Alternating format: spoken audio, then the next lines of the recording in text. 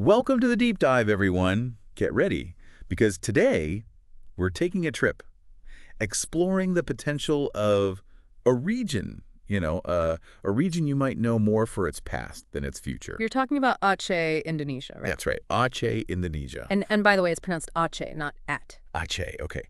I'll try to get that right. So, well, we've got a whole bunch of reports and presentations to dig into. Yeah. Sustainable investment guidelines. Yes. Infrastructure analysis. All to get a sense of, what's going on, what's the investment landscape there. What's really interesting to me is how Aceh is positioning itself in this whole global shift towards sustainable investment. Yeah. It's not just about, making money. Right. It's about growth that benefits everybody, investors, and the local community. Okay, so that's the goal. But before we get ahead of ourselves, let's just, for anyone who's not familiar, where is Aceh? Aceh is located on the northern tip of Sumatra. That's the westernmost major island in Indonesia. And it has a really rich history. Oh, yeah. It was an independent sultanate. Wow. And it still holds special autonomy status within Indonesia. So it has a unique degree of self-governance. So it's not just another Indonesian province. Exactly. Yeah. I think a lot of people remember Aceh, sadly, from the devastating 2004 tsunami. But what else makes this region stand out, apart from that? Well, one thing that stands out to me is the sheer diversity of Aceh's potential investment sectors. Okay. And as I mentioned, their focus on sustainable investment, they actually have this document called the Indonesia Sustainable Investment Guideline. Interesting. And they use it to lay out their vision for the future. Okay. So how does this guideline actually encourage sustainable investment? Well, it encourages businesses in Aceh to incorporate environmental, social, and governance factors into their operation. Right, the ESG factors. Yeah, exactly. It's about making sure that business activities have a positive impact, not just financially, but also in terms of sustainability. So it's about aligning profit with responsibility. Right. And this is actually part of a global trend. Okay. Sustainable investments have grown tremendously in recent years. Like how much are we talking? Well, in the first half of 2020 alone, sustainable investments reached $35.3 trillion US. Whoa. That's a lot of money. Yeah. So how is Aceh making the most of this whole sustainable investment wave? Well, they've put together this report called ACE Investment Opportunities. Okay. And it highlights a range of potential sectors. Yeah. 3 of them really stand out to me: agro-industry, energy and infrastructure, and tourism. Okay, great. Let's dive into those one by one. Yeah. Agro-industry first. What's the story there? Aceh is already a major producer of palm oil, coffee, cocoa, and even patchouli oil. Patchouli oil. Yeah. In 2019, for example, they produced over 22,000 tons of Robusta coffee. Wow, that's impressive. Okay, so they got the agricultural base, but what about energy and infrastructure? Are they keeping up with the modern world? They are, actually. There's significant potential for renewable energy, specifically hydropower and geothermal. Oh, wow. And they're developing the Trans-Sumatra Toll Road, Okay, which is going to open up Aceh to trade and tourism. that makes sense. And even Banda Aceh, the provincial capital, is investing in urban railway systems. So they're not stuck in the past. No, not at all. They're modernizing. Good. And I can't forget to ask about tourism. Of course. With that amazing coastline they've got, there's got to be huge potential there, right? Yeah, definitely. Aceh has some seriously stunning natural beauty. Okay, what kind of stuff are we talking? Well, there's the Banyak Islands Nature Park, for example, which is perfect for ecotourism. Beautiful. And they have natural volcanic hot springs, which are great for spas and wellness developments. So it sounds like they're really playing to their strengths, leveraging their natural assets. They are. Which is smart. But let's get down to brass tacks here. Can we look at some specific projects that really demonstrate this potential? Absolutely. Let's start with the International Fishing Port in Banda Aceh. Okay, that sounds big. It's a pretty ambitious plan for a vertically integrated seafood processing hub. Okay, vertically integrated. Explain that to me like I'm 5. Well, think of it as a one-stop shop for seafood. Okay. This project will have state-of-the-art facilities for everything from catching and landing fish to processing, packaging, and exporting. Wow. Yeah, it's designed to increase efficiency and profitability across the entire seafood supply chain. That makes a lot of sense. Yeah. But HA is big on sustainability, right? Yes. How does this fishing port fit into that? That's a great question. The project emphasizes adherence to international food safety standards, like HACCP, Right.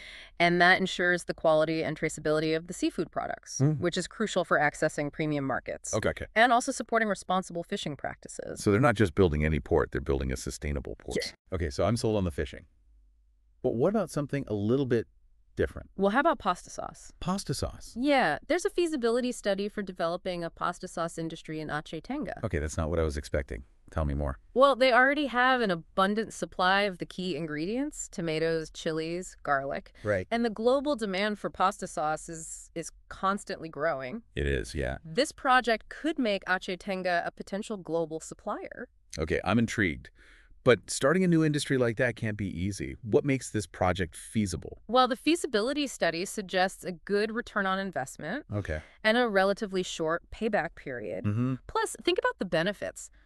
Locally sourced ingredients, reduced transportation costs, and support for local farmers. It's a win-win-win. It is. It's like a delicious example of sustainable development. Exactly. But Aishe's approach seems to go beyond individual projects. They also have these investment development zones, right? Yeah, they do. And each zone has a specific focus. Okay? It creates a diverse landscape for investors to choose from. So let's break those down. What are the zones and what makes them special? Okay, well, first, there's the Sabang Free Port and Free Trade Zone. It offers some unique tax benefits and focuses on tourism, trade, and export-oriented industries. Sounds good. What makes Sabang so attractive to investors? Well, Sabang is an island, Right? and it's strategically positioned at the entrance to the Strait of Malacca, Okay. which is one of the world's busiest shipping routes. So location, location, location. Yeah, and businesses operating within the zone, they enjoy exemptions from import duties, value-added tax, and even income tax in some cases. Wow, that's a lot of tax breaks. It is. Sounds like a dream come true for businesses looking to, expand internationally. Exactly. But what about businesses looking for something, a bit more industrial? What's the story with the Arun Loksimoa Special Economic Zone? Okay, Arin Lok Singway, that's on the mainland of Aceh. And it's focused on leveraging the legacy of the former Arun LNG plant, Oh, wow. which was once one of the largest natural gas liquefaction facilities in the world. Okay. So they're attracting investments in energy-intensive industries, petrochemicals, and logistics. So they're really making the most of that existing infrastructure. They are. Smart move. And what about the third zone, Kia Ledong? What's special about that one? Kiai Ledong, or the Ace Industrial Estate, is near Banda Aceh, and it has a focus on halal industries. Halal industries. That's interesting. Could you tell us a bit more about why that's significant? Well, Indonesia has the world's largest Muslim population, Right. and the demand for halal products is growing rapidly, not just in Indonesia, but globally. Mm-hmm. And Kiai Ledong is designed to attract investments specifically in food and beverage processing, pharmaceuticals, cosmetics, anything catering to that halal market. So they're tapping into a huge and growing market. They are. Very strategic. But let's be honest, the whole process of investing in a foreign country can be pretty daunting. Yeah. How does HA make it easier for investors to, navigate that process? Well, Indonesia has implemented this system called the Online Single Submission System, Okay. OSS for short. It's an online portal, Mm-hmm. and it's designed to streamline the entire investment process. Okay, so you can do everything in one place. Yeah, apply for business licenses, permits, approvals, all that stuff. That sounds promising, but let's be real, government systems don't always live up to the hype. True. What are some of the challenges that investors might still face in HA? Well, like any investment destination, HA has its own, its own set of challenges. Right. Indonesia's legal and regulatory framework can be complex. Yeah. Navigating the bureaucracy can be a bit tricky, especially for foreign investors. So what's the best way to handle that? Well, having good legal counsel, definitely, and partnering with local experts who really understand how things work. So understanding the local context is key. It is. Are there any other potential pitfalls that investors should be aware of? Yeah, infrastructure can be a bit of an issue in some of the more remote areas of Aceh. Okay, so not everywhere is equally developed? Right. Electricity supply, road networks, internet connectivity, all of that can impact the feasibility and profitability of a project. So location is key. It is. Investors need to factor those costs into their plans. Exactly. What about environmental and social risks? Oh, yeah.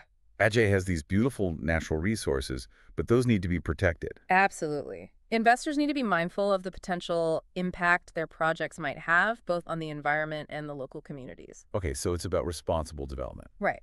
Aceh's emphasis on sustainable development is a good sign, but it's still crucial for investors to prioritize responsible practices and community engagement. So it sounds like finding the right local partners is really crucial, It is. both for navigating the practical challenges Yes. and for ensuring that, the project is socially and environmentally responsible. Exactly. Local partners who really understand Aceh's unique context, they can be invaluable. Okay, so we've painted a picture of Aceh's potential. Mm-hmm. We've highlighted some exciting opportunities. Yeah. And we've touched on some of the challenges. But before we wrap up this part of our deep dive, Yeah. what stands out to you as Aceh's most compelling asset for investors? To me, it's the combination. Okay. Aceh's abundant natural resources, their strategic location, and their commitment to sustainable development. Right. They're not just looking for any investment, they're looking for a responsible investment. Right. Investment that benefits both the economy and the people. Exactly. That's a really powerful message to send to potential investors. Yeah. But before we get too carried away with all the positives here, Hi. we do need to address the elephant in the room. The risks. Right. Yeah. Aceh's unique history, its reliance on natural resources, those things present certain risks that investors need to think about. Absolutely. And that's exactly what we'll be delving into in the next part of our deep dive. So stay tuned as we unpack those potential pitfalls and explore how investors can navigate the complexities of Aceh's investment landscape. Welcome back to the deep dive. So we spent the first part laying out Aceh's potential, but now we got to flip the coin, right? Right. It's time to talk about the other side of that coin, the risks. Exactly, because no investment is without its challenges. Yeah, no such thing as a free lunch. Aceh is definitely no exception. Okay, so let's not sugarcoat things. What are some of the potential downsides that investors should be aware of? Well, for starters, Aceh's economy is heavily dependent on natural resources, Okay. particularly agriculture and fisheries. Right, we talked about those key sectors. Exactly, and that makes them vulnerable, Vulnerable to what? to things like fluctuations in global commodity prices. Oh, right, yeah. Which could obviously impact the profitability of any investments in those sectors. So diversification is key. Like the old saying, don't put all your eggs in one basket. Exactly. And while Aceh is working on diversifying its economy, it's going to be a long-term process. Right, it's not going to happen overnight. No. And speaking of long-term, Aceh has, a unique history. Mm-hmm. There have been periods of conflict. Does that pose any risk for investors today? Well, it's important to note that Aceh has been peaceful for over a decade now. The current political climate is pretty stable. Okay. And the government is actively encouraging foreign investment. That's good. However, investors should still stay informed about the political landscape, keep their finger on the pulse, and be sensitive to any potential cultural and historical sensitivities. Right, being aware of the nuances is really important. Now, we touched on infrastructure earlier as a potential issue. Yeah. Can you elaborate on that a bit more? Sure. So while the major cities like Banda Aceh and Lok Simoe have decent infrastructure, there are definitely still challenges in more remote areas. So we're talking about things like... Electricity supply, road networks, internet connectivity. Right, basic stuff. Yeah, but these things can really impact the feasibility and profitability of certain projects. So location, location, location. Exactly. Investors need to factor those potential infrastructure costs into their calculations. Okay, makes sense. What about the regulatory environment? Is that a concern? Yeah, navigating Indonesia's legal and regulatory framework can be a bit tricky. Okay. It's really essential for investors to have good legal counsel and to partner with local experts, people who understand the ins and outs of the system. Right, so you don't get tripped up by the red tape. Exactly. This can help them avoid bureaucratic hurdles, make sure they're in compliance, all of that. Okay, so we've got economic risks, political considerations, infrastructure challenges, regulatory complexities. It's a lot to juggle. Is Aceh even worth the risk? Well, don't forget, every investment carries some degree of risk. That's true. The key is to understand those risks, assess how big of an impact they could have, and develop strategies to mitigate them. So it's about calculated risk. Right. And for some investors, the potential rewards in Aceh might outweigh those risks, especially for those who are prepared and well-informed. Okay, so do your homework. Exact. Now, speaking of homework, Let's go back to those investment development zones that we talked about. Each zone has its own unique appeal. They do. But can you break down the specific advantages for investors in each one? Let's start with the Sabang Freeport and Free Trade Zone.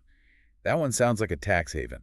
It kind of is. Sabang offers some serious tax benefits for businesses, exemptions from import duties, value-added tax, and even income tax in some cases. Wow. So it makes it very attractive for export-oriented industries, international trade, all of that. Yeah, if you're looking to minimize your tax burden, Sabang sounds like the place to be. It does. Okay, what about Rune Lok Simawe? What makes that zone stand out?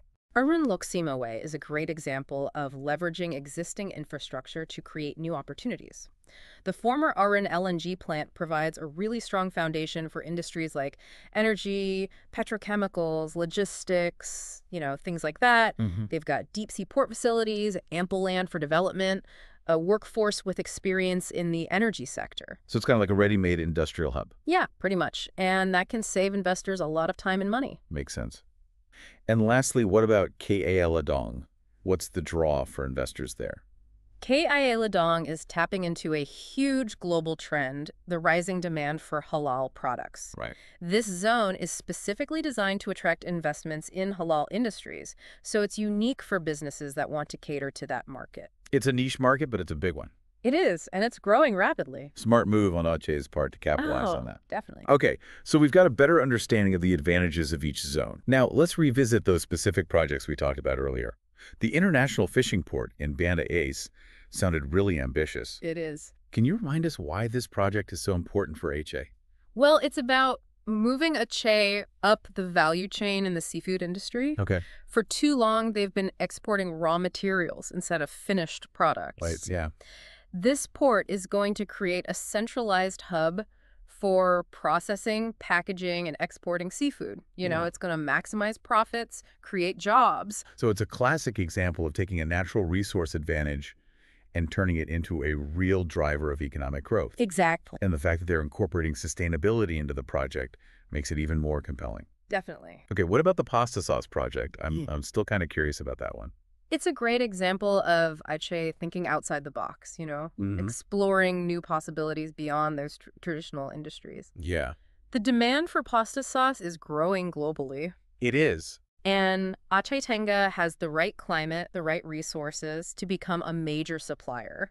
It's a low-risk, high-reward kind of project with the potential to benefit local farmers, diversify the economy. Sounds like a good deal. Yeah. But let's be realistic. Even with all these exciting projects and zones, the process of actually investing in a foreign country can be intimidating. Oh, yeah.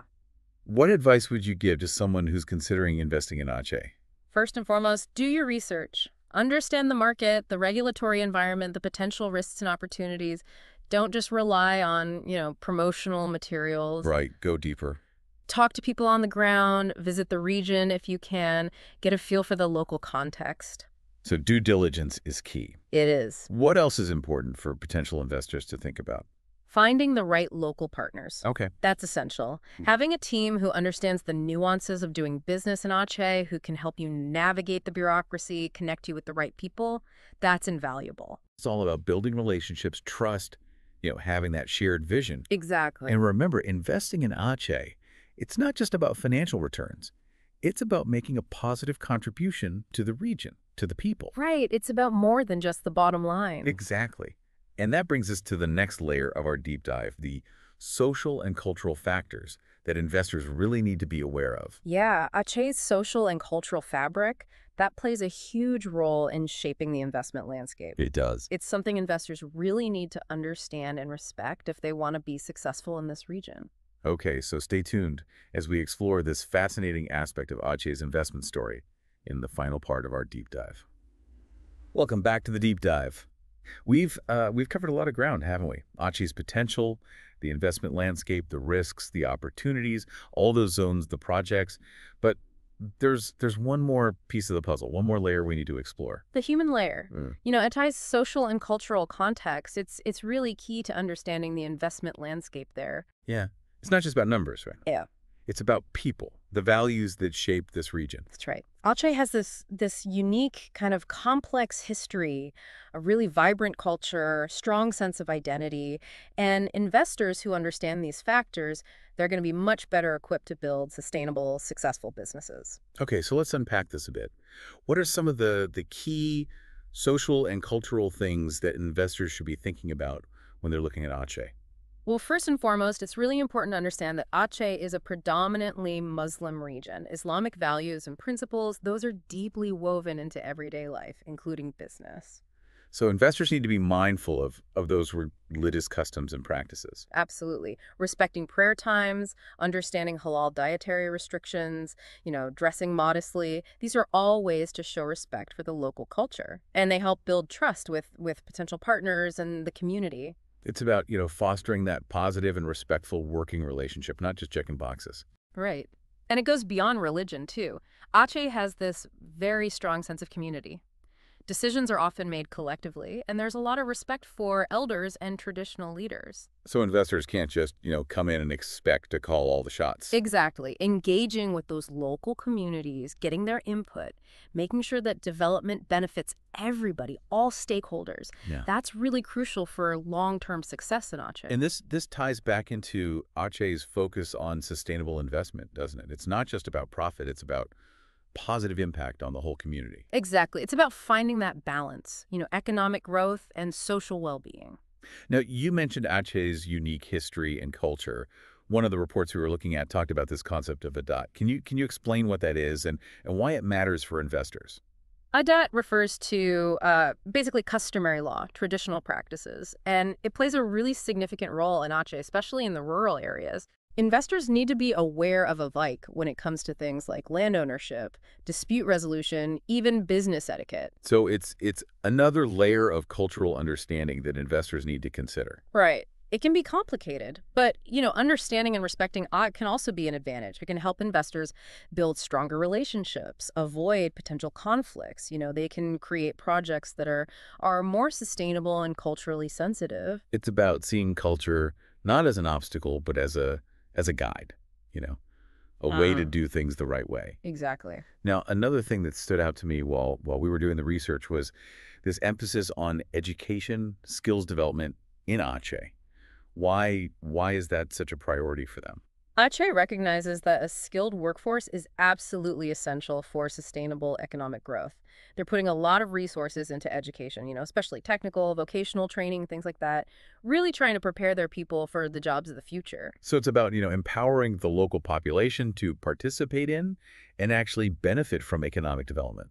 That's right. And for investors, this means they have access to a growing pool of skilled labor, which is a big advantage. It's a win-win, right? Yeah. Everyone benefits. Now, we've talked a lot about community engagement, how important that is.